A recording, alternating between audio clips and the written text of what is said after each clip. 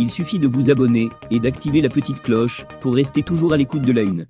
À noter aussi que vos commentaires sont toujours les bienvenus. Aujourd'hui, nous allons aborder une question brûlante qui a récemment agité les réseaux sociaux et les milieux politiques au Cameroun. Il s'agit de l'exigence de 3 ans de militantisme dans un parti pour être éligible à l'élection présidentielle. Pour éclairer ce débat, nous nous référons aux analyses de Maître Christian Beaumont-Timbane, avocat et expert en droit. Un tract viral a révélé des projets de loi en préparation visant à modifier le code électoral camerounais. Parmi ces modifications, l'une des plus controversées est celle qui impose aux candidats à l'élection présidentielle d'avoir milité pendant 3 ans dans leur parti politique. Mais cette condition est-elle légale et conforme à la Constitution? Maître Christian Beaumont-Timbane, dans sa rubrique Culture juridique, a souligné que la loi ne peut pas imposer la condition de 3 ans de militantisme dans un parti pour être éligible à la présidentielle. En effet, les conditions d'investiture des candidats par les partis politiques doivent rester une affaire interne, régie par les statuts de chaque parti, astérisque. Les statuts des partis sont en fait l'expression de la volonté de leurs membres de s'associer et de fixer leurs propres règles de fonctionnement.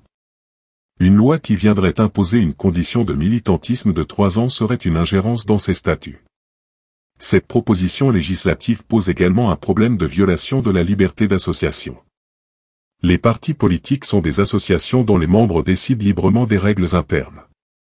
Imposer des conditions externes à cette liberté serait une atteinte grave à la liberté de réunion, protégée par la Constitution.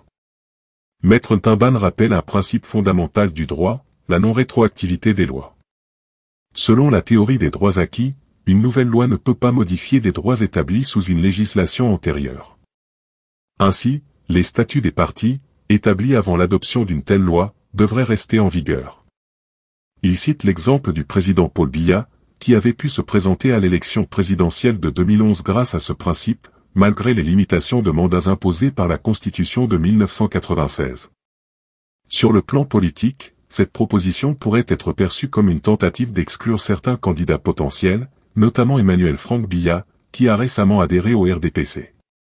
Maître Timbane suggère que cette exigence de 3 ans de militantisme pourrait être une stratégie pour empêcher sa candidature.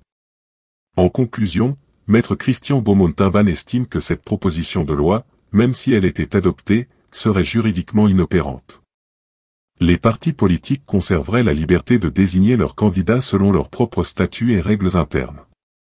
Plutôt que de chercher à éliminer arbitrairement des candidats, la réflexion devrait se concentrer sur la mise en place de mécanismes de transparence électorale pour éviter le chaos politique en 2025.